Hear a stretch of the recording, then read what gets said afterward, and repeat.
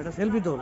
দাঁড়া, আমি যে আমার চ্যানেলের জন্য একটু ভিডিও করছি চ্যানেলে। ও বাবা রে,